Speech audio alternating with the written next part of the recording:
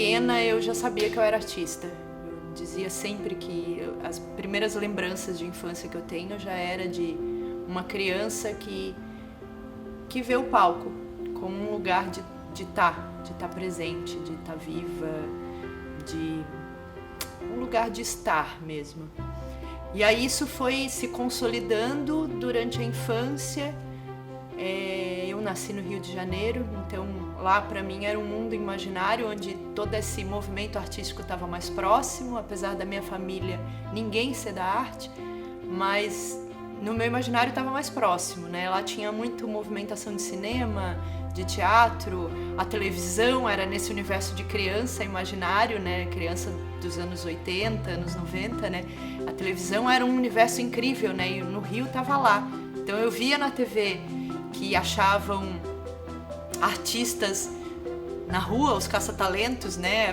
Via nos programas de televisão, eu achava que um caça-talentos podia me encontrar também, isso com 6 anos de idade, dos 6 aos 9 mais ou menos, que podia me encontrar e me levar para a TV. Então eu ia virar atriz, para mim esse era o caminho, né?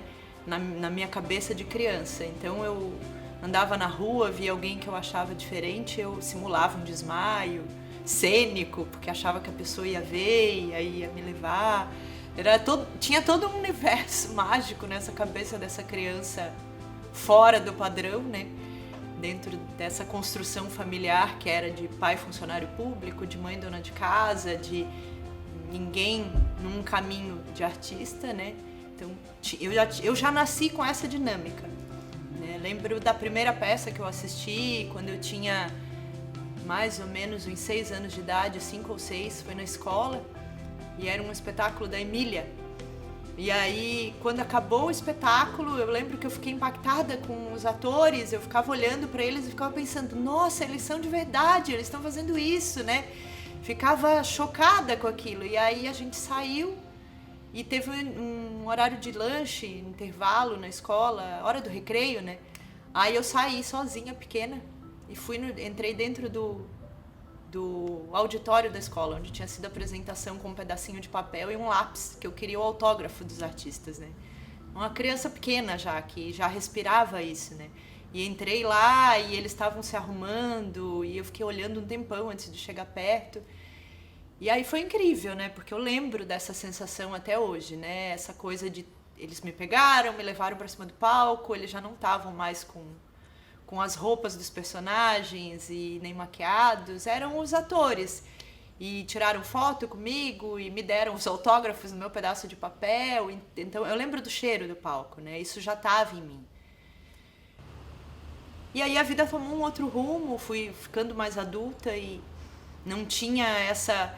Com 19 anos, por aí, não tinha muito esse lugar de um... O que você vai fazer teatro, né? Como é que você vai viver de teatro, né?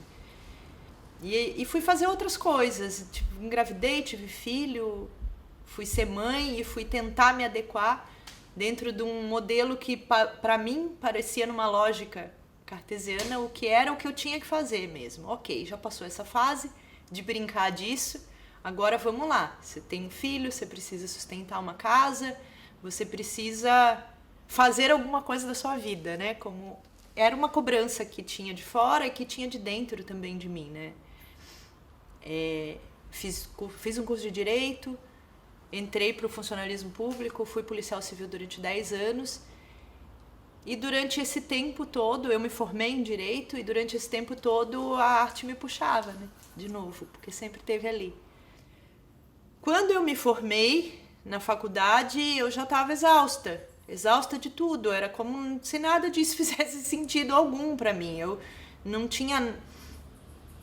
Era como se as coisas não tivessem um sentido em si. Então eu fui voltando a fazer teatro, voltei a assistir primeiro, que eu também tinha me afastado, eu não podia, se eu assistisse algo era como se fosse voltar.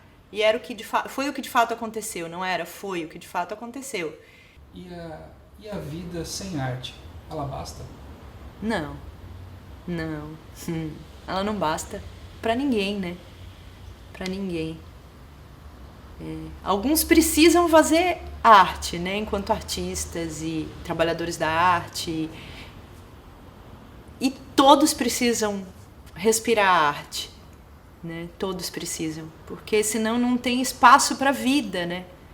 Não tem espaço. A vida é arte, né? A vida é essa coisa que está entre, essa vida que a gente não sabe direito o que é, a gente só sabe que a gente nasceu e que a gente vai embora de repente desse planeta, né? Então tá entre, né? A gente precisa sobreviver aqui nesse sistema de capital, a gente precisa pagar as contas, mas ao mesmo tempo não é só pagar a conta, né?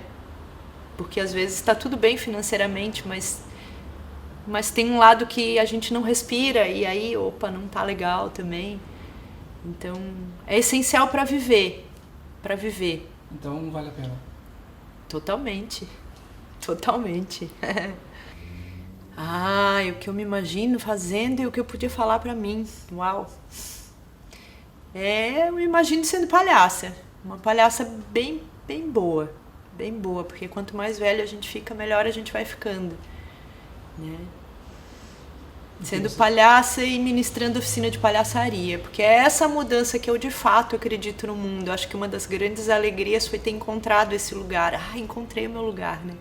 Esse lugar do ridículo, do poder respirar, afetar e ser afetado, tá explorando esse lugar do ser humano, né? Esse meu lugar de me colocar em jogo e então eu me vejo mais escrachada, mais livre, mais aberta, mais cheia de ar, mais cheia de espaço dentro de mim.